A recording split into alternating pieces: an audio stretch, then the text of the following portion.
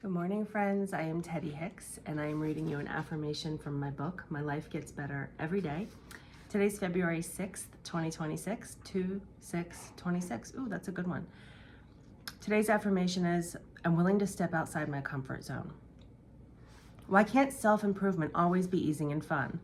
Our purpose here on earth is to stretch and grow and push the limits of what we believe to be possible. And you just can't do that when you're spending all your free time sitting on the sofa, sipping hot cocoa and rewatching seasons 1 through 82 of Grey's Anatomy. The friction in life is what leads to epiphanies and breakthroughs and texting your sister way too late at night inspirations.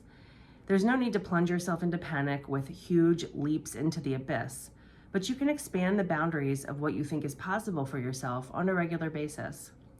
What baby leap can you take right now?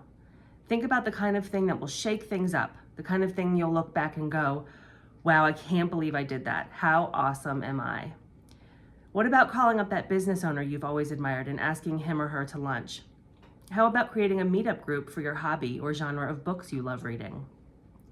What about applying for that job that you think is a bit beyond your scope of expertise? Maybe you could volunteer to be a speaker at a local event, or start a blog about your experiences raising kids, or join a mastermind for entrepreneurs, even though you don't have any great business ideas yet. What about going back to school for your master's degree, or asking the local community center to display your artwork, or starting an Etsy shop to sell your homemade scarves? What are you inspired to do? Take action right now before you talk yourself out of it. Love, Teddy. And I think that's the key point for me for all of this, is doing it before you talk yourself out of it. If you give your brain enough time to ruminate and analyze and think about it, you're going to talk yourself out of it because it's going to be scary. It's not going to make any sense. You're not going to be able to see the whole path. You're not going to be able to see that guaranteed results, guaranteed success. And it's a lot easier to be complacent. It is a lot easier to stay on the sofa and keep watching Grey's Anatomy. I know that. So when you have those little bursts of inspiration, when you just have that idea pop into your head or something that in that moment sounds good, I think we've been taught, many of us have been taught to kind of like give it time, think it over, think it through. And sometimes that's smart, but I think most of the time, what we really need is action in the face of that inspiration.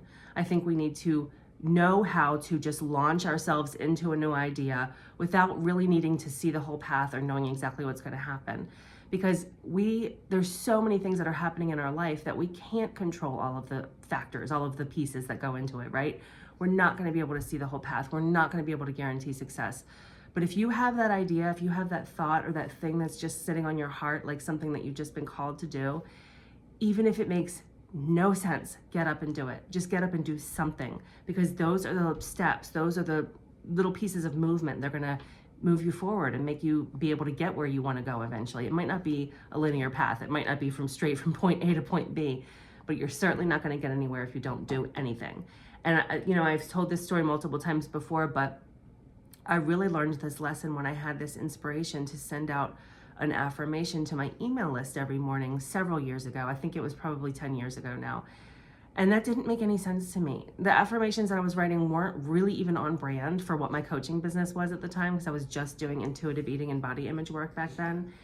And I just needed to do it. And I don't know why. And luckily I was in a place where I was really studying the law of attraction a lot.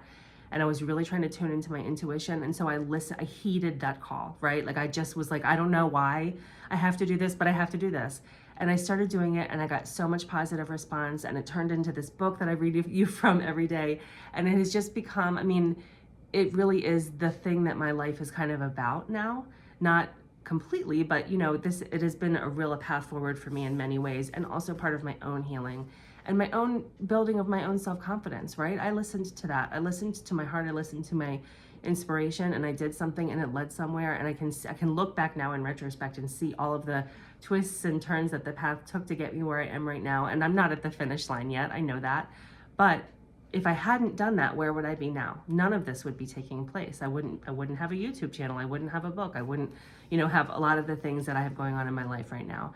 So I hope that's helpful for you today. Remember to just don't give yourself enough time to talk yourself out of it. Follow those little hits of inspiration. Just see where it leads. It might be nothing. It might just be like something you had to do that day or that week. and it kind of fizzled out. But that was still an experience that was useful and meaningful, right? Like you learned something from that, even if it wasn't like the path to your destiny. So just remember how important it is to listen to your intuition and just really get up and take action when you feel inspired to do that.